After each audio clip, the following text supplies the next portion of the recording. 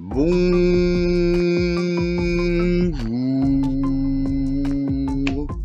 C'est important un bonjour. L'autre jour, je croise un vaticinateur qui, sans prendre la peine de vous saluer, hurle « C'est la fin du monde !»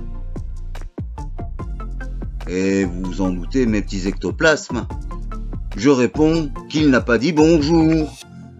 Et le prophète de la chute poursuit « L'homme est un loup pour l'homme !» Je ne lui laisse pas le temps de réciter son calendrier Maya. Seulement, cette fois-ci, le vaticinateur, que nous appellerons Zoric, non, Zéric, voilà. C'est un bon prénom pour toute personne parlant de décadence. Cet Eric m'accompagnait dans ma tête toute la journée. Sa phrase m'obsédait car je n'avais jamais forcément fait de réflexion sur ce dicton.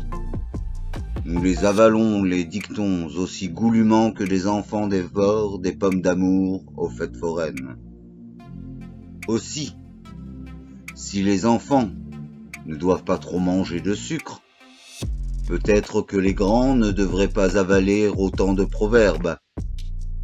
L'homme est-il alors, tant que cela, un loup pour l'homme? Je répondrai « Ouh !» Vous avez eu peur? Non. J'eusse été vraiment un loup, vous auriez sursauté un peu. Il faut se méfier des proverbes, sera le premier argument pour défendre le loup qui n'a pas à être comparé à l'homme. Le deuxième s'appuiera sur ni plus ni moins que l'observation et la science. Réfléchir ensuite sur les conséquences induites par cette manière de penser permettra de contredire plus fortement le vaticinateur Eric. Le moteur de ce discours est un quatre-temps. Alors, j'espère qu'il nous emmènera jusqu'au bout de cette route où sera questionnée notre fâcheuse habitude de l'anthropomorphisme. Les proverbes sont quelquefois trompeurs, vous disais-je. Paraîtrait que tous les chemins mènent à Rome. Celui qui affirme cela a-t-il d'une part parcouru tous les chemins, d'autre part, en ayant emprunté quelques-uns, je ne suis jamais arrivé à Rome. Ne devrait-on pas tourner 7 fois sa langue dans sa bouche? Attention, je vais dire quelque chose d'intelligent.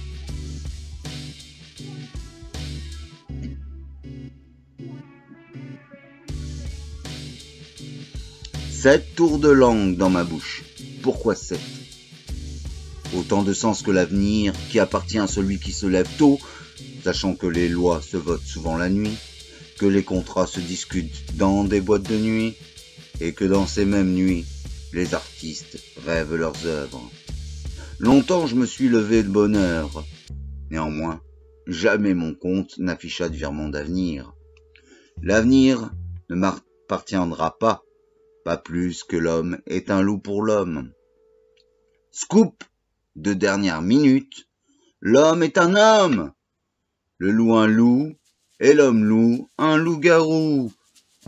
Autant se l'avouer, même si l'homme se rêve lycanthrope, il n'est qu'un homme, sans poils, sans griffes, sans crocs, mais pouvant porter des crocs et faire du feu.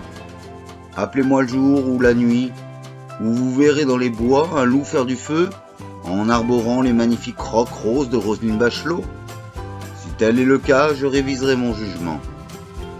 La taxinomie a établi 2 noms d'espèces, Canis lupus et Homo sapiens sapiens, sachant tellement que l'homme, pour lui, devient loup.